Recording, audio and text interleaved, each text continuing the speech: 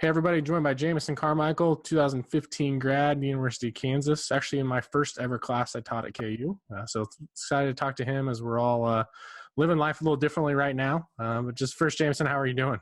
I'm doing good. Can't complain. So dive into just quick 5 questions here. We usually like to bring our alums back to class. Obviously with KU online, we can't do that for a little while. So I want to give our alums a taste of and our students a taste of what's happening out in the field too. So Jamison's currently an assistant basketball coach at University of St. Mary, Leavenworth, just down the road from Lawrence. And so I'm going to walk through some questions for him about what his job's like, how he's gotten to where he's at.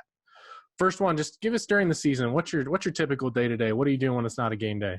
Yeah, so normally January is our busiest time, so I can kind of give you a day in January that I usually would go with. So I usually get to work about 8 a.m. or 9 a.m., somewhere in there. But when I get to work, it's all just answering emails, recruiting emails, emails from the staff or any of the students or talking to my players. That'll usually take about an hour. So from like 9 a.m. to 10 a.m. is all just answering emails, kind of getting all my stuff together for the day. 10 o'clock is a coach's meeting, and from 10 o'clock to right about noon, I'll just sit in our head coach's office and talk about game plan for our next game, scouting reports, what the other team does well, what we're not doing very well, what we should work on in practice that day, anything we need to walk through as far as plays. I mean, just the entire scheme of everything we're doing. Recruiting is another huge one. We'll talk about who we're recruiting, the kids we need, who's playing well, who's not playing well, those type of things. And then that'll run to right up until about 12 o'clock. 12 o'clock, we always go to the cafeteria there on the campus, eat for right about an hour or so, and then come back, and it's all filmed from there on out.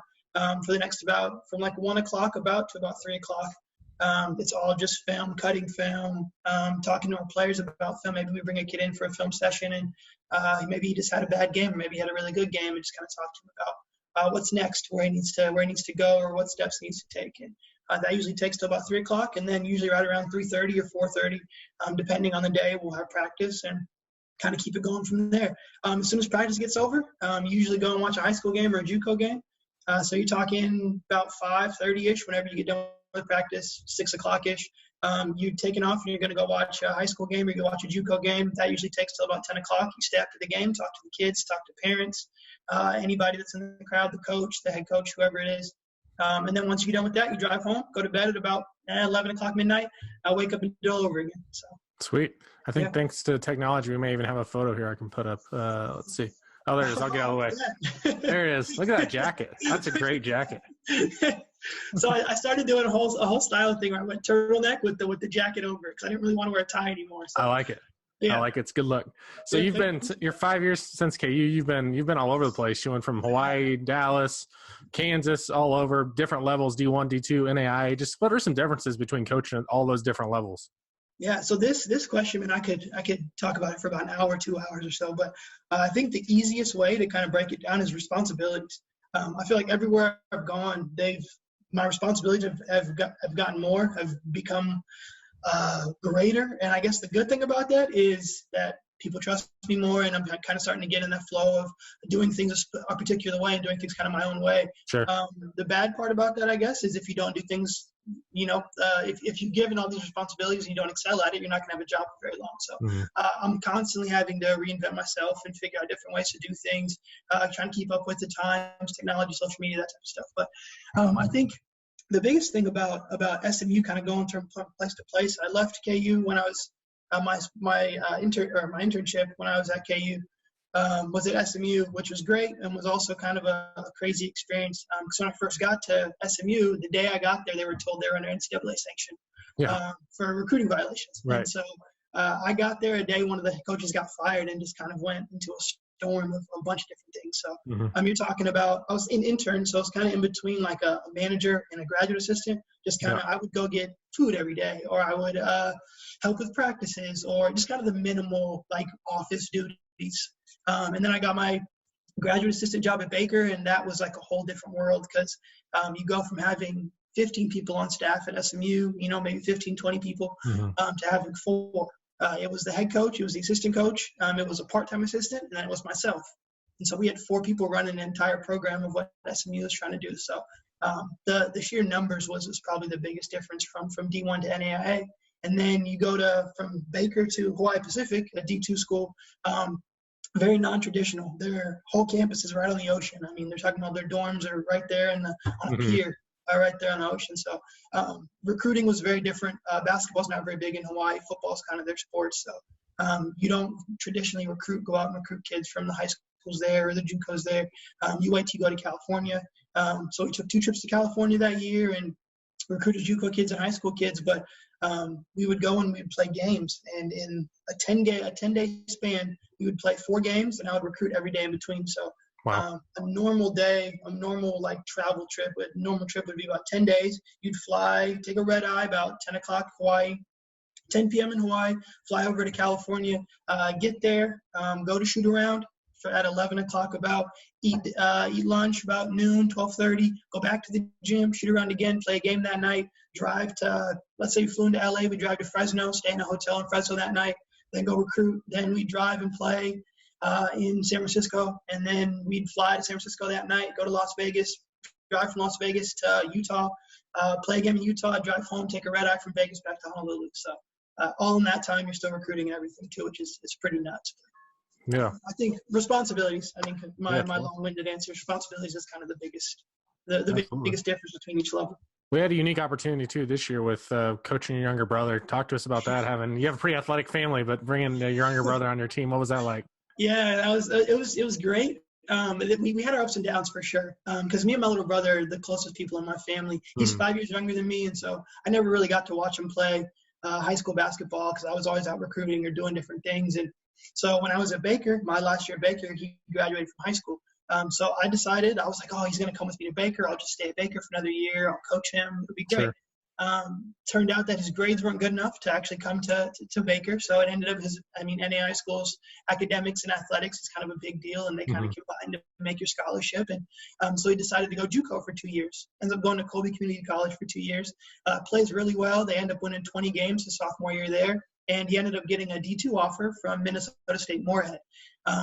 Got up there in the summertime, was playing in an open gym, and actually splintered his shin from the bone right on his left side. He's a very athletic kid. That was kind of his everybody has like kind of their strength and their weakness, and his strength was his athleticism. He's 6'6", about 170 pounds, not very big, but he has about a 40-inch vertical. And I mean, he could jump out of the gym. So having that really kind of set him back a little bit. So he redshirted that year. So then coming into this year, I got the job at St. Mary, and it turned out that, we kind of made it work, and everything kind of was great from there.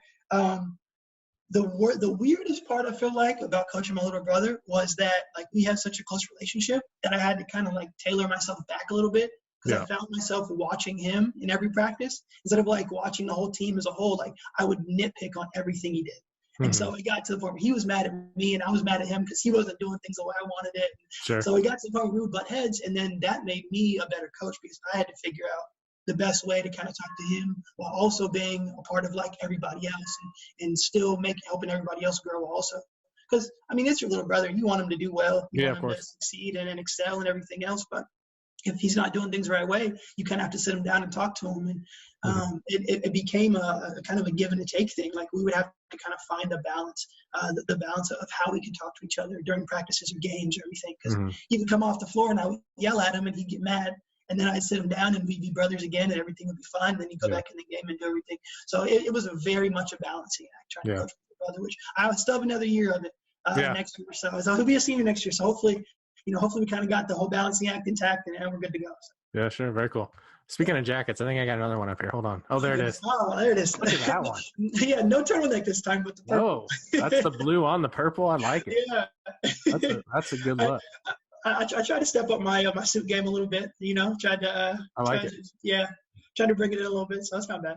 That's good. So let's switch gears just a little bit. What's the last thing you listened to or read that has helped your professional growth? Oh, I love this question. This is my favorite question you asked, by the way.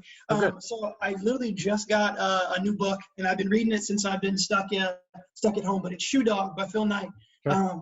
And Phil Knight, obviously, the creator of Nike and everything, and kind of goes through his story of he was a college athlete and did really well at the University of Oregon and everything, and then ended up kind of trying to figure out what he wanted to do.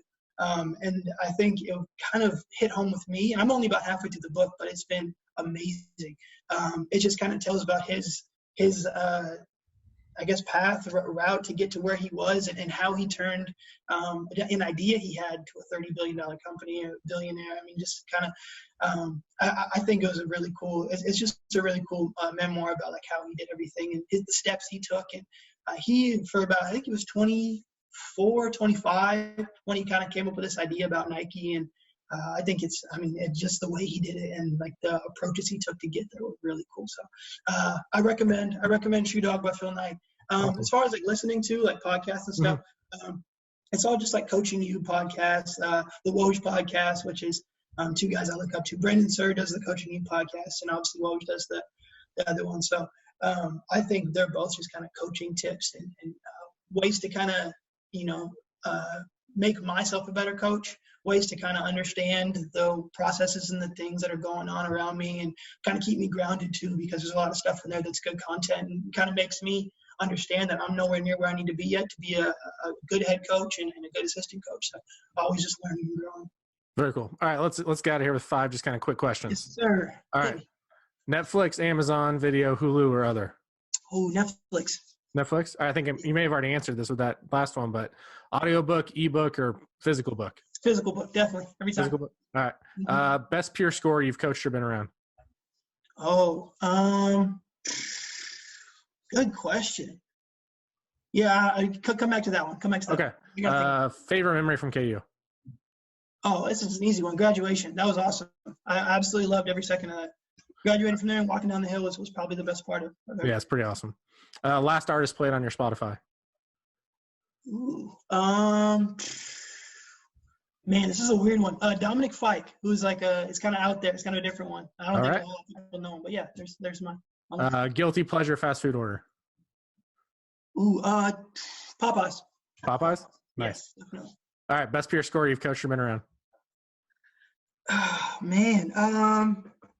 Trying to get you in trouble here. I know. That's a tough one, dude.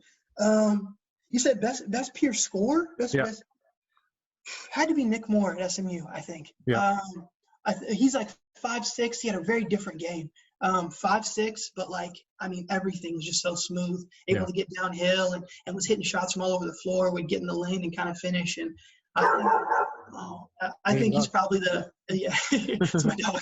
Sorry about that. No, I think he's probably the best scorer, like pure scorer. That's a tough one though, because there was a kid at Hawaii Pacific named Nick Federico, and he now plays overseas as well. And he was pulling from like 35 feet. I mean, almost every game and just splashing them. So one of those two. One of those two for sure. All right, James. I appreciate it, my man. Be safe out there. Of course. Thank you. Appreciate you. Have a good one. Rock chalk. Bye.